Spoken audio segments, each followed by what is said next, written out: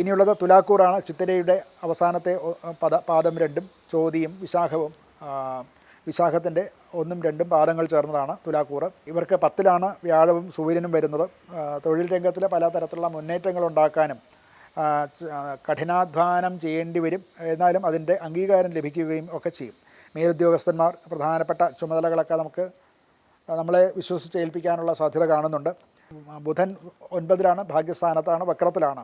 അതുകൊണ്ട് ചില വിദേശയാത്രകളോ ഉപരിപഠനം അല്ലെങ്കിൽ നിയമകാര്യങ്ങൾ സംബന്ധിച്ചുള്ള പഠനം ഇതിലൊക്കെ ചില കാലതാമസങ്ങൾ ഉണ്ടാക്കും. എങ്കിലും അന്തിമമായിട്ട് നമുക്ക് അനുകൂലം തന്നെയായിരിക്കും ഫലമുണ്ടാകുന്നത്.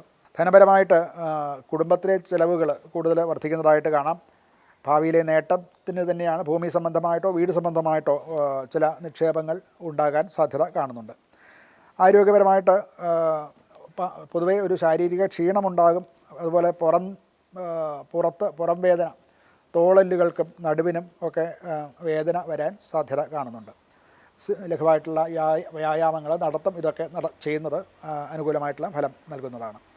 കുടുംബപരമായിട്ട് ഒരു ശുഭകർമ്മം വീട്ടിൽ ആലോചിച്ച് നടത്താൻ സാധ്യത കാണുന്നുണ്ട്.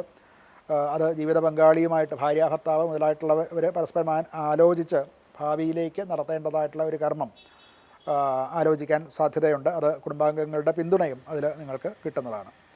ഇവർക്ക് പരിഹാരമായിട്ട് ശ്രീസൂക്ത ജപം നല്ലതാണ്. മഹാലക്ഷ്മിയെ പൂജിക്കുക, താമരമുട്ട് അഥവാ താമരമാല സമർപ്പിക്കുക, ഇതൊക്കെയും നല്ലതാണ്. മഹാലക്ഷ്മി ക്ഷേത്ര ദർശനമോ അതുപോലെ തന്നെ മഹാലക്ഷ്മി സ്തവം മുതലായിട്ടുള്ളവ ജപിക്കുന്നതും ഒക്കെ അനുകൂലമായിട്ടുള്ള ഫലം കിട്ടുന്നതാണ്.